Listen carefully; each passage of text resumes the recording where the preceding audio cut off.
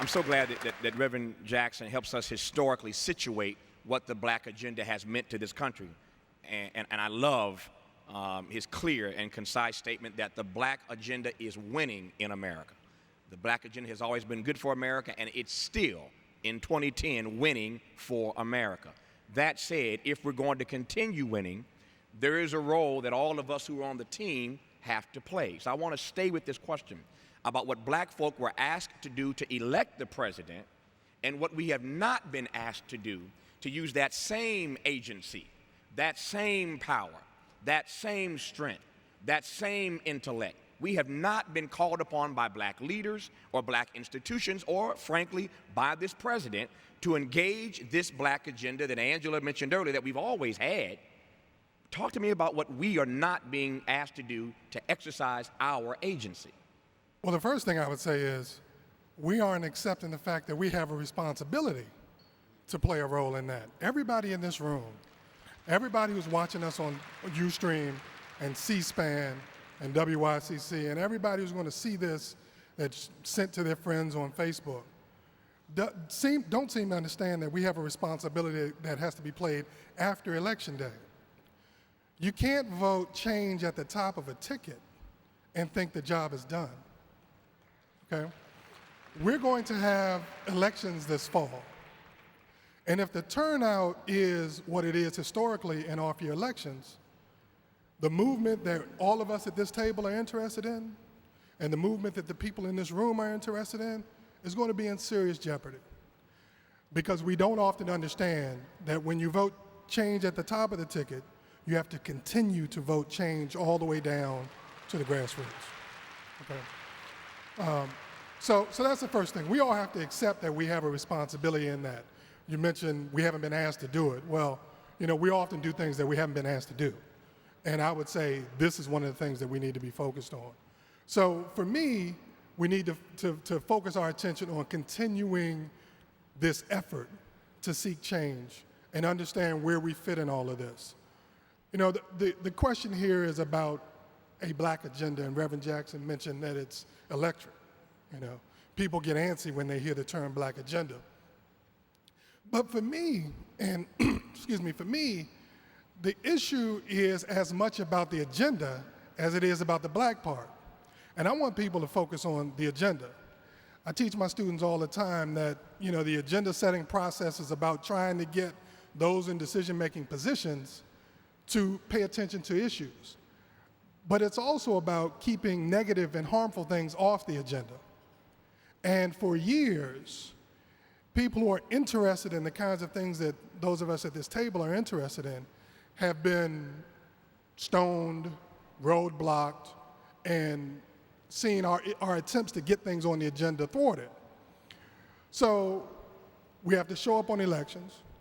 We have to make sure that our agenda items are addressed and respected, and we do that by continuing to put pressure on elected officials from the top all the way down to the bottom to make sure that if it's education, income, healthcare, housing, justice, whatever the issue is, that the elected officials know that we are paying attention.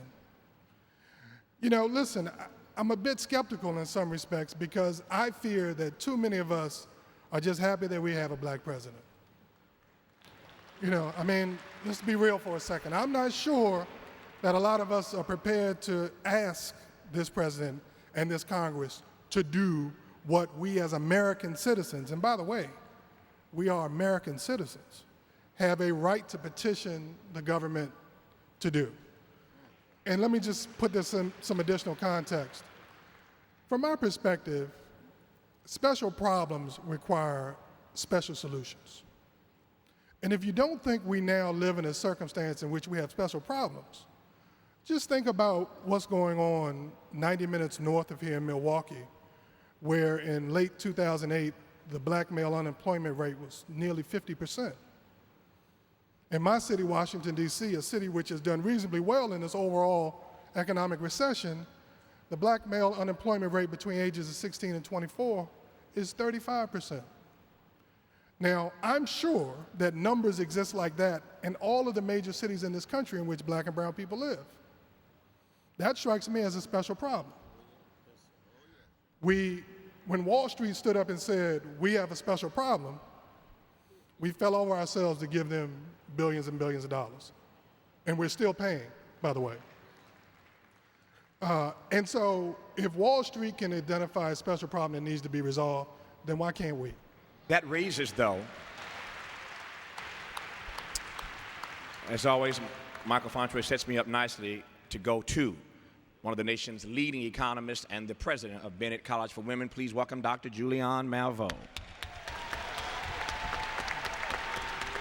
The question is this: if special problems demand special attention, if disproportionate pain requires a disproportionate response, then why not focus with a laser on the economic challenges that Black America is facing? As we all know, again, in love, but in truth, at the center of the table, I didn't say it, but he said it a number of times, when asked this very question that Michael Fauntroy has raised.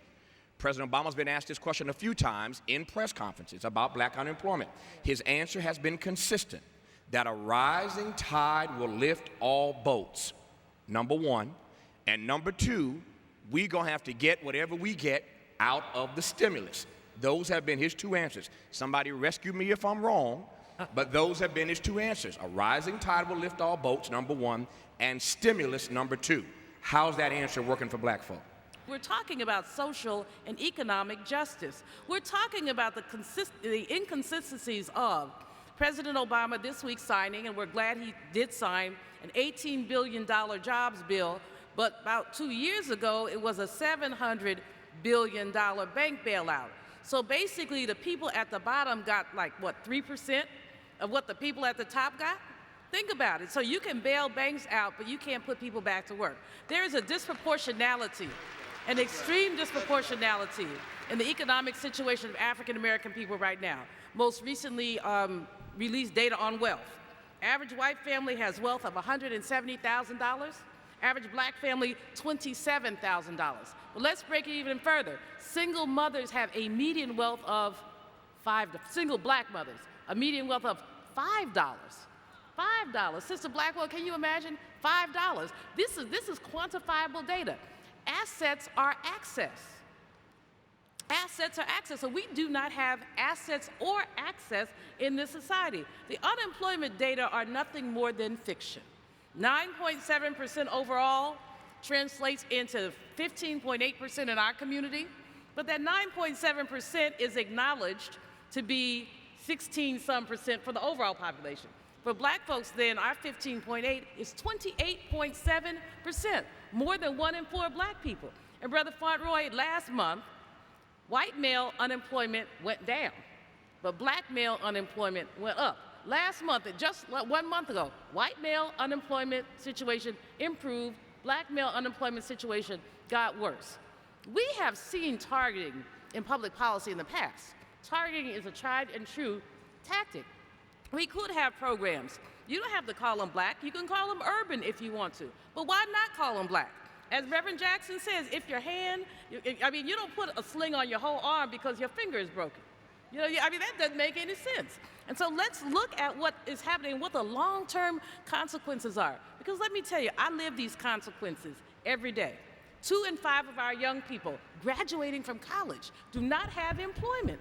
2 in 5 of them. So they come to school, they get these loans, they follow the rules, they do their work, and then they cannot find jobs because the jobs are not there, because some of them are competing with 50-year-olds who are now going into entry jobs because the jobs are not there. So we have a case for special pleading. And I don't want to hear the word post-racial again in my life. Not again in my lifetime.